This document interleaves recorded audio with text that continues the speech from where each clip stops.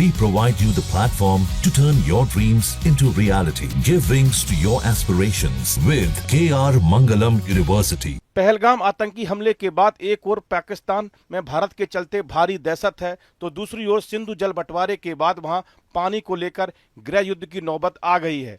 खासतौर पर पाकिस्तान के सिंध और पंजाब में पानी के मुद्दे पर वहां की जनता सड़कों पर उतरकर सरकार के खिलाफ आक्रोश जता रही है।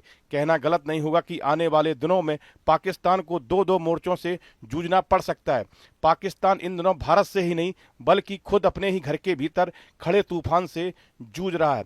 एक तरफ भारत ने सिंधु जल समझौते को आंशिक रूप से निलंबित कर दिया, वहीं दूसरी तरफ पाकिस्तान के 4 सूबों में से एक सिंध इन दिनों उबाल पर है। सिंध प्रांत में सेना और केंद्र सरकार के खिलाफ जबरदस्त विरोध प्रदर्शन देखने को मिल रहा है। मामला है सिंध में बनने वाली विवादित 6 नहरों की योजना का, 5 सिंधु पर और 1 सतलुज पर, जिसे ग्रीन पाकिस्तान इनिशिएटिव के तहत शुरू किया गया।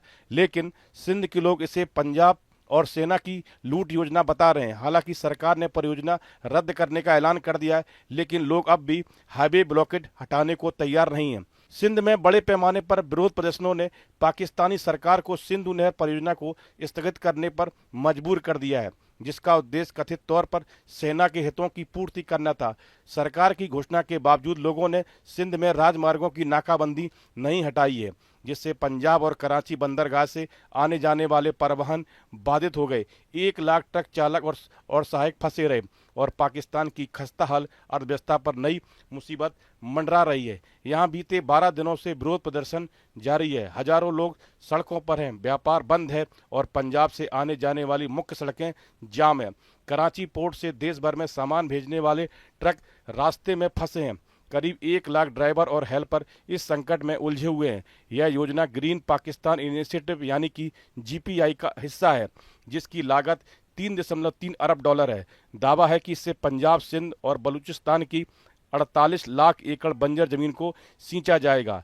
2023 में इस परियोजना की शुरुआत की गई थी, जब तत्कालीन प्रधानमंत्री शहबाज शरीफ और सेना प्रमुख जनरल असीम मुनीर ने इसे लॉन्च किया। लेकिन अब पाकिस्तान की 3.3 अरब की ये योजना भी अटक गई है। पाकिस्तान में खून का दरिया बहने लगा है। पानी पर पाकिस्तान में गृह युद्ध आरंभ हो गया है। वैसे तो भारत के खिलाफ पाकिस्तान जंग की बात करता है। पानी को लेकर पाकिस्तानी नेता भारत को गीदड़ भभकी देते हैं, लेकिन पाकिस्तान के सिंध प्रांत से जो तस्वीरें सामने आई हैं, उन तस्वीरों ने साफ कर दिया है कि बड़ी बड़ी बातें करना, झूठ पर झूठ बोलना और उलझुल बयान देना पाकिस्तान की फितरत है। सिंध में लोगों ने पानी को लेकर बड़ा प्रदर्शन किया, पुलिस की गाड़ी को ही फूंक दिया। सिंध ने पंजाब को किसी भी हालत में एक भी बूंद पानी देने से इनकार कर दिया है और पाकिस्तान सरकार की प्रस्तावित सिंधु नदी नहर परियोजना के खिलाफ आक्रामक विरोध प्रदर्शन शुरू हो गया है। पाकिस्तान की आवाम खुद अपनी पुलिस से भिड़ गई, सड़कों पर पुलिस वालों की पिटाई कर दी, पुलिस की गाड़ियों को तोड़ा और जलाया गया। इस प्रोजेक्ट का विरोध कर रहे सिंध के लोगों का आरोप है कि इसमें सिर्फ पाकिस्तान पंजाब सूबे का ध्यान रखा गया है। सिंध के लोगों को आशंका है कि सिंध नदी में पानी छोड़ने से भारत के इनकार के बाद सिंध नदी का वाटर फ्लो कम हो जाएगा। इससे सिंध इलाके को कम पानी मिलेगा। पीने के पानी और खेती में पानी की कमी की इस आशंका को लेकर हिंसा भड़क उठी।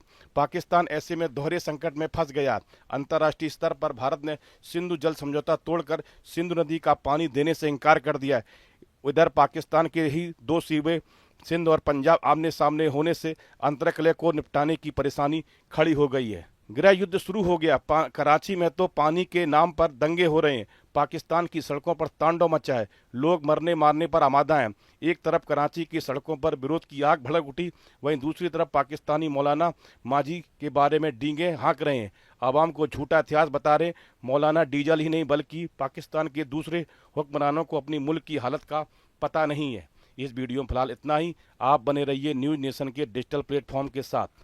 न्यूज नेशन अब व्हाट्सएप पर खबरों की ताजा अपडेट के लिए न्यूज नेशन के इस QR कोड को स्कैन करें।